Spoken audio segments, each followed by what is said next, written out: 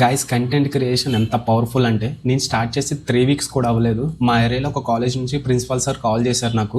ఆయన స్టూడెంట్ ఎవరో స్టేటస్ పెట్టారంటే నా వీడియో అయితే నా వీడియోస్ అన్ని చూసి ఆఫ్లైన్లో కూడా నాకు గురించి ఎంక్వైరీ చేసి నెంబర్ తీసుకొని కాల్ చేశారు. అండ్ లిటరల్లీ 30 minutes కాన్వర్జేషన్ చేశారు. అండ్ నా బ్యాక్గ్రౌండ్ నుంచి చదివింది మొత్తం నా ఐటీ ఫీల్డ్ అన్నీ అడిగారు, మాట్లాడాను.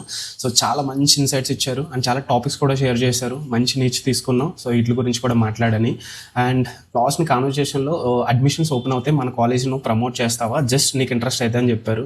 బట్ నేను ఆయన సార్ తప్పకుండా చేస్తాను, బట్ కాకపోతే నాకు కొన్ని చెక్ పాయింట్స్ ఉన్నాయి. ఈ 8 to 10 చెక్ పాయింట్స్ ఓకే అయితే నేను కంపల్సరీ చేస్తాను, ఫ్రీగానే చేస్తాను మంచిగా అని చెప్పాను. ఆయన ఎండ్ ఆఫ్ ది కాన్వర్జేషన్ ఆ 8 to 10 కూడా మన దగ్గర లేవు, ఆ విషయం నీకు కూడా తెలుసు, మాక్సిమం మన ఏరియా కాలేజ్లో కాదు మాక్సిమం ఎవ్రీ కాలేజ్లో ఉండవని చెప్పారు. బట్ లాస్ట్లో ఆయనే చెప్పారు, నాకు అర్థమైంది నువ్వు చేయవని నీ మైండ్ సెట్. సో బట్ నేను స్టార్టింగ్ కాల్ చేసేటప్పుడు ప్రిన్సిపల్ స్టేజ్లో చేస్తున్నాను, డెఫినెట్గా టెంప్ట్ అయి చేసేస్తావు అనుకున్నాను. బట్ లేదు, నువ్వు గుడ్ మైండ్ సెట్తో ఉన్నావు, డెఫినెట్గా సక్సెస్ అవుతావు అని చెప్పారు. Thank you so much sir your positive words. And coming to ఆయన చెప్పిన ఒక బిగ్గెస్ట్ థింగ్ ఏంటంటే, నువ్వు డెఫినెట్గా కంటిన్యూ చేసి సక్సెస్ అవ్వు, మన కాలేజీ ఫెస్ట్ జరిగినప్పుడు డెఫినెట్గా నేను పిలుస్తానని చెప్పారు. చాలా హ్యాపీ అనిపించింది.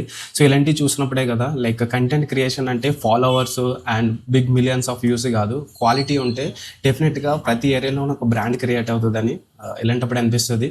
And thank you so much sir your positive words.